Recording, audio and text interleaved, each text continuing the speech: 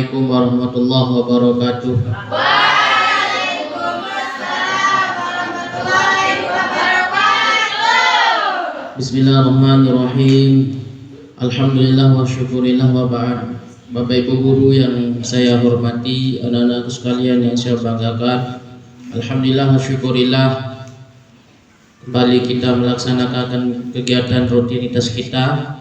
Kemarin kita sudah bahas tentang syarat-syarat daripada syarat wajib puasa. Bismillahirrahmanirrahim. Qala al-musannif rahimahullahu taala wa nafa'ana Allah bihi wa bi'ulumihi fid dharain amin ila anqal. Wa syara'itu wujubis siyami arba'atu asya'a. Dan syarat-syarat daripada wajib puasa itu ada 4. Yang pertama yang kemarin itu adalah al-islamu, yakni Islam. Jadi kalau orang tidak Islam maka tidak wajib dia berpuasa. Beda kalau dengan orang beriman. Ya, jadi orang Islam sama orang beriman. Jadi orang beriman itu orang yang memang tunduk kepada perintah Allah, mukmin. Orang beriman itu orang mukmin. Jadi dia meyakini bahwasanya Allah itu Tuhannya dan Nabi Muhammad adalah utusan Allah. Jadi apapun yang diperintah oleh Allah melalui Nabi Muhammad mereka kerjakan. Itulah orang mukmin atau orang beriman. Kalau Islam hanya Islamnya saja, tapi kadang-kadang mengerjakan perintah-perintah Allah. Jadi itu bedanya. Sehingga kalau mau lihat orang Islam itu bisa kalian cek ketika sholat maghrib. Kenapa kameranya Sukron? Bermasalah terus. Yuk, kambing ini ketukar untuk menampilan. Ini pagi ini banyak sekali ujian saya dari pagi. Sudah pulsapornya habis, saya ngisi sendiri. Wah, Udah? Hah? Sampai mana tadi? Nah, kalau mau lihat orang Islam itu lihatlah pada sholat berjamaah maghrib. Tapi kalau mau lihat orang beriman, lihatlah pada sholat berjamaah subuh. Jadi kalau mau lihat orang Islam, lihatlah ketika berjamaah maghrib. Artinya banyak sekali orang-orang itu berjamaah maghrib. Kalau mau lihat orang beriman, itu lihat pada sholat jamaah subuh. Jadi paling besar pahalanya orang berjamaah itu pertama adalah sholat Jumat. Paling besar orang berjamaah itu sholat Jumat. Yang kedua baru sholat subuh. Itu urutan besar jamaahnya. Setelah yang subuh baru maghrib itu menepati posisi ke-6 paling akhir. Ya. Ini kalau tidak saya salah berarti benar. Jumat subuh baru sholat asar. Asar ini sering sekali orang ketinggalan. Lebih-lebih bulan puasa sekarang. Tidur ba'da zuhur, bangun jam 5, takut ketinggalan ngabuburit, akhirnya asar hendak dilaksanakan. Setelah sholat asar baru sholat sholat isya. Tidak ada ba'da. Sholat isya. Setelah sholat isya baru zuhur, baru yang terakhir sholat maghrib. Jadi itu urutan jamaah yang paling tinggi. Jadi sekali lagi kalau mau lihat orang beriman, lihatlah orang-orang yang sholat berjamaah subuh. Kalau mau lihat orang Islam, lihatlah orang-orang yang berjamaah sholat maghrib. Jadi seperti itu. Nah, orang Islam itu wajib dia berpuasa. Wajib dia berpuasa sekalipun dia itu jarang sholat. Berikutnya wal buluk, yakni balik. Sudah kemarin saya jelaskan. Berikutnya wal aklu, berakal. Wal qudratu 'ala shaum, puasa bagi orang yang mampu. Jadi ada 4 syarat wajib puasa. Yang pertama Islam, 2 balik, 3 berakal, keempat berpuasa bagi orang yang mampu. Itu anak SMA harus hafal itu. Nah, berikutnya wa faraidu wujubis shaum. Dan fardu-fardu wajib puasa itu ada 4. Fardu-fardu wajib puasa itu ada 4. Jadi perbedaan syarat sama fardu, fardu ini bisa dikatakan rukun. Fardu sama rukun itu 11-12. Kalau syarat sesuatu yang harus dipenuhi di luar ibadah. Kalau fardu atau rukun sesuatu yang harus dipenuhi di dalam ibadah. Itu perbedaan syarat sama fardu atau rukun. Nah, sekarang fardu puasa ini harus ada di dalam puasa itu sendiri. Nah, fardu puasa itu ada berapa? Ada 4. Ini menurut kitab Matan Takrib ini fardu puasanya ada 4. Yang pertama itu adalah an-niyatu, yakni berniat. Kapan niat itu dipasang? Jam 3.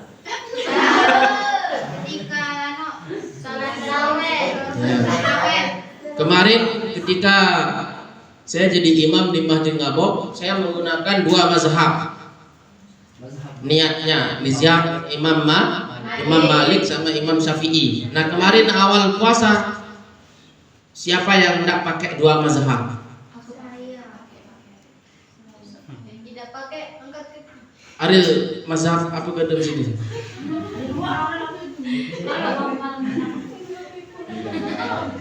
Cahaya mazhab apa kata di situ? Begong Cahaya. Jadi ada 2 mazhab yang kita pakai ketika niat puasa pertama itu. Pertama mazhab Syafi'i yang dibaca setiap malam, yang bunyinya nawaitu shauma ghadin an adai fardhi syahri ramadhani. Ada yang mengatakan na, ada yang mengatakan ni. Ramadhani hadhi sanati lillahi ta'ala. Terus yang kedua menggunakan mazhab Imam Malik. Apa fungsinya kita menggunakan mazhab Imam Malik? Itu kita berniat sekali untuk sebulan. Jadi kalau lupa berniat pada malam kedua sampai ke-30, maka tetap lanjut sah puasanya karena sudah berniat sekali sebulan. Apa nih niat yang sekali sebulan itu? Nawaitu shauma nawaitu shauma jami'i syahri ramadhana hadhi sanati taqlidan lil Imam Malik fardhan lillahi ta'ala. Itu kalau yang ikuti Facebook saya pasti bisa hafal itu. Atau yang ada di grup itu sudah saya tuliskan. Sudah saya tuliskan Mbak Rozi. Saya tinggal dibuka grup Hubbul Ilminya. Yang tidak masuk di grup Hubbul Ilmi bisa cek Facebook saya. Sudah saya tuliskan. Jadi niat lafaz niat Imam Malik nawaitu shauma jami'i syahri ramadhana hadis sanati taqlidan lil Imam Malik fardhan lillahi ta'ala. Ini banyak yang keliru ini. Silakan itu. Apa artinya aku niat puasa selama sebulan Ramadan mengikuti Imam Malik fardu karena Allah Ta'ala? Berarti boleh artinya saja. Nah, jadi tujuannya kalau kita lupa niat malam kedua sampai ke-30 itu tetap sah puasanya. Ini perkara niat. Lalu kapan niat itu dipakai? Pertanyaan Marozi. Dijawab sama Marozi jam 3 kata beliau. Kenapa jam 3 kata Marozi? Karena memang prakteknya orang Lombok itu nyaurnya jam 3. Tapi sebenarnya ketika sudah berbuka lalu makan, setelah 1 suap 2 suap makan langsung berniat, sah puasanya. Berniat untuk sahur, berniat sahur, sudah sah puasanya. Tidak mesti niat itu dipasang ketika jam 3. Yang penting sudah masuk terbenamnya matahari, itu sudah sah kita pasang niat. Kapan batasnya orang makan sahur?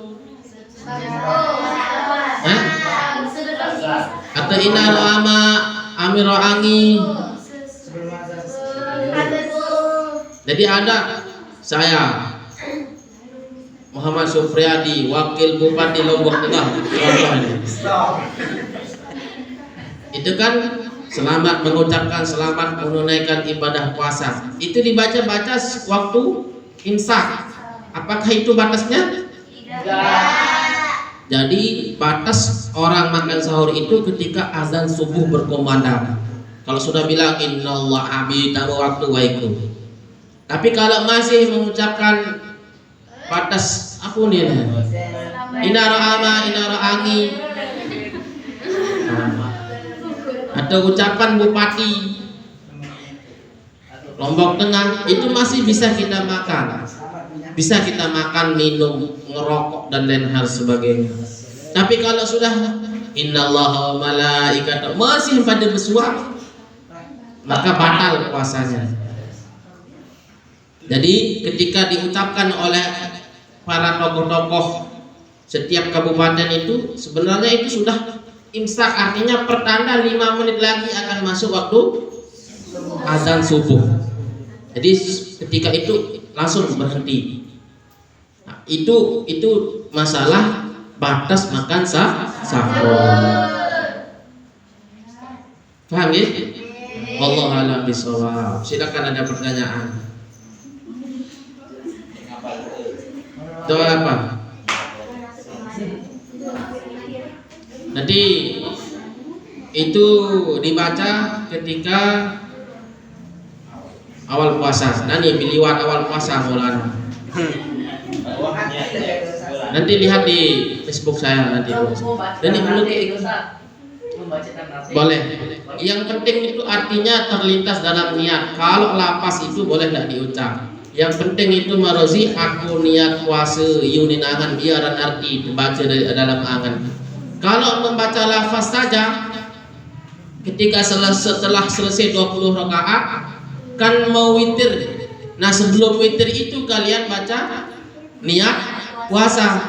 Kalian baca nawaitu shauma ghadin tapi tidak di dalam hatinya ikut, maka tidak sah puasanya. Maka harus dibaca di dalam hati niat itu, aku niat puasa jelu salema bulan Ramadan tahun ini faktu karena Allah Ta'ala. Lamun kena nawaitu shauma ghadin doang, lamun dik artin ke dalam angan ndik sah puasa. Nah, itulah yang dimaksud dengan niat. Silakan ada pertanyaan.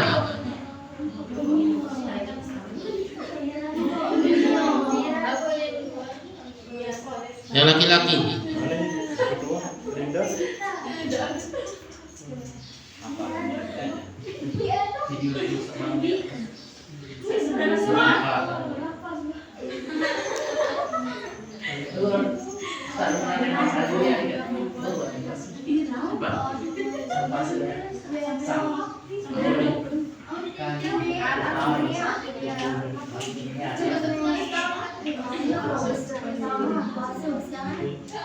Coba ada pertanyaan lagi nih sebelum saya jawab pertanyaan Marozi.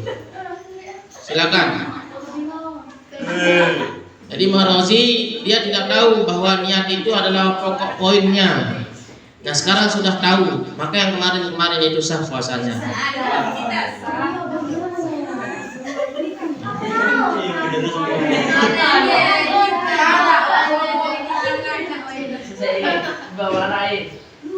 Tapi perkara kalau memang dia berpuasa itu, kalau sudah mengucap lapas nawaitu shauma ghadin, pasti di dalam hati yang paling dalam itu berniat aku puasa 5 hari. Pasti dalam hatinya itu terniat di sana. Itu pun sudah sah puasanya. Itu pun sudah sah puasanya. Ini yang main-main di belakang ini paham ya?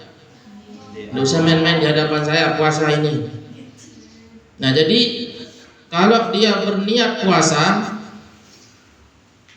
nawaitu shauma ghadin, nah di dalam hati yang paling dalam itu dia terlintas, tersirat, aku niat puasa di lusa depan. Itu sudah sah. Walaupun tidak tertata rapi di hatinya, tapi dia itu yakin terlintas pada saat itu pun sudah sah. Itu perkara tentang niat. Nah bagaimana kalau ada pertanyaan, bagaimana kalau dia mimpi basah? Pada saat itu dia mimpi basah ketika makan sahur, atau dia berpengantenan, berhubungan.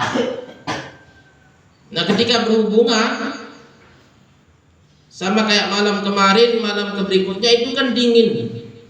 Sampai saya tidak bisa jadi imam, saking dinginnya. Nah kalau pengantin umpamanya berhubungan pada waktu yang sangat dingin seperti itu, maka boleh dia nanti mandi janabah, mandi junub, atau yang bermimpi mandi junub, mandi bersih, mandi besar itu setelah subuh. Boleh, puasanya tetap sah. Jadi boleh dia itu mandi setelah subuh. Bagaimana mandi ketika terbit matahari? Dengdik mau sembahyang subuh. Jadi puasanya tetap sah. Kedua, kalau dia bermimpi di siang hari, dalam mimpinya itu keluar air mani. Misal dia tidur di sini, ngelumpung itu lain. Contoh, ya dalam tu boleh ngelumpung, sugulai mani. Puasanya tetap sah. Dia wajib mandi besar. Puasanya tetap sah, tapi dia wajib mandi besar. Nawaitul ghusla li raf'il hadasil akbari an jami'i badani fardal lillahi ta'ala. Ieu dengan mandi junub.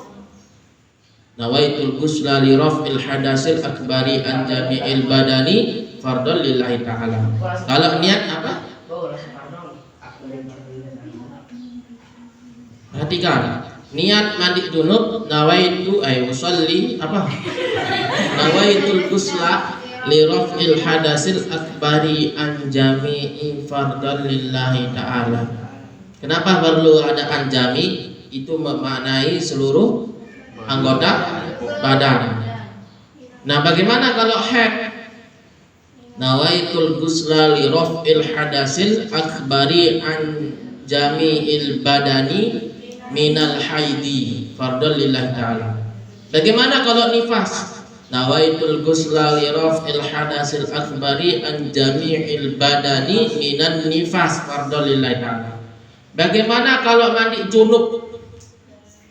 Mandi junub bisa dipakai yang pertama tadi, tapi itu dikhususkan untuk yang mandi besar, artinya mandi mimpi dan lain hal sebagainya. Untuk lebih sohehnya, mandi sepasang suami istri itu bisa mengucapkan nawaitul ghusla li raf'il hadasil akbari an jami'il badani minal junubi fardal lillahi ta'ala. Itu khusus untuk yang sudah bersuami istri. Tapi bisa nggak kita tidak pakai minal junubi? Bisa. Tapi lebih afdalnya pakai junubi. Dengan adin arak bide dengan berjunub kaji dengan sak mandi besar biasa. Nah itu. Ini perlu sekali perkara mandi ini. Karena kalau tidak sah mandinya, tidak sah ibadah-ibadah yang lain. Umpama nani merangkat emang orang mau Mekah, tidak junub, mudikan nyawa dan mandi junub dikan sah, maka pegawai selama di Mekah ikutikan tidak sah. Kalian sudah tahu ini, maka harus dikerjakan. Jam diri 04. Silakan. Ada yang mau ditanyakan? Puji biasa yang bertanya. Silakan. Seandainya bisa mandi masalah saya terbuk dekat lafaz lafaz Sama kasus seperti Marozi tadi. Jadi lafaz itu adalah fungsinya untuk memudahkan hati. Jadi boleh tidak mengucap lafaz, yang penting hati itu angan niat. Ia sepahanaran niat. Ia seharus arah niat siku ketimbang lafaz. Lafaz itu baundi. Lagu niat bisa perlu. Lagu kembing gawen harus arah lafaz. Adi sak molah niat beduni. Ya ampun harus naik. Jadi seperti itu. Nah, ketika mandi bersih, mandi haid, mandi nifas, itu usahakan air yang membasahi seluruh tubuh itu nyentuh semua. Baru pakai sabun, baru pakai sampo. Jangan mandi baru basah setengah terus sabun, tidak sah itu. Harus basah semua badannya oleh air dari ujung rambut sampai ujung kaki. Itu harus basah dulu sama air. Nah, kalau sudah yakin basah sampai keleleknya basah, sila-ilaknya basah, goang tainya basah, baru bisa disabun, baru bisa pakai sampo. Itu hati-hati. Ini burung masak sekedip rumilin disabun. Ya. Jadi seperti itu bunga wah bingoam itu. Ya, silakan ada pertanyaan yang lain. Ya, silakan. Jadi saya memang betul-betul paham walaupun SMA. Insya Allah nanti saya juga akan terapkan pelajaran bahasa Arab di sini. Jangan lupa ya, biar nanti bisa ke tanah suci Mekah, bisa pakai bahasa Arab. Tidak seperti lakum dinukum waliyadi atau seperti Bapak Denem tadi malam yang viral videonya itu, ya, lawan bicara bahasa Arab. Apunin manuk bebek apunin. Itu ada di Facebook. Wallahu a'lamu bishawab. Insyaallah nanti kita lanjut ke fardu puasa berikutnya. Ya. Kita doakan orang tua kita yang masih hidup, mudah-mudahan Allah Subhanahu wa taala memberikan sehat walafiat, panjang umur, murah rezeki, selalu dalam lindungan Allah, yang ada di rantauan pun selalu dalam lindungan Allah Subhanahu wa taala. Yang telah meninggal dunia semoga Allah Subhanahu wa taala muliakan arwahnya kelak yaumil qiyamah mendapatkan syafaatul uzma dan masuk surga bighairi hisab. Al-haziliyah kuliniyat sholihah wa qasbi barakatillahu lahumul fatihah. Bismillah.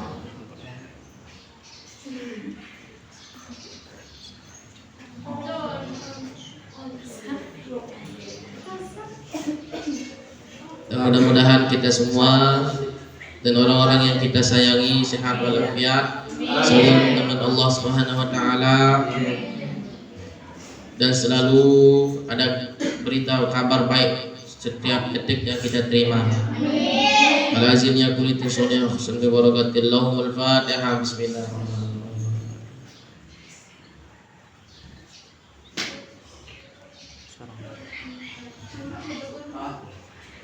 Wallahu a'lamu bishawab. Setelah ini kita pergi melayat ya. Yes. Bawa yasinan juga sebagian. Bawa yasinan. La wallahu muwaffiq ila aqwamit thoriq. Wassalamualaikum warahmatullahi wabarakatuh. Waalaikumsalam.